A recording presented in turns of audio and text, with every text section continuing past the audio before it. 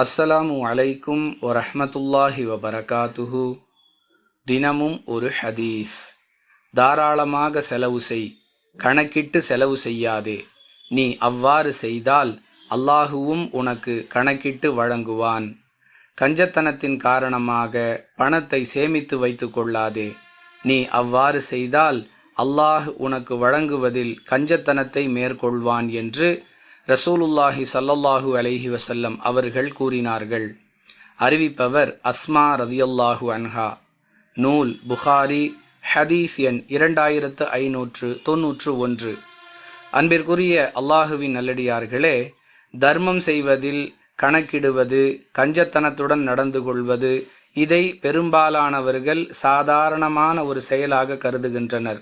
ஆனால் யார் இவ்வாறு நடந்து கொள்கிறார்களோ அவர்கள் விஷயத்தில் அல்லாஹுவும் அப்படியே நடந்து கொள்வான் என்ற எச்சரிக்கையாக இந்த ஹதீஸ் அமைந்திருக்கிறது.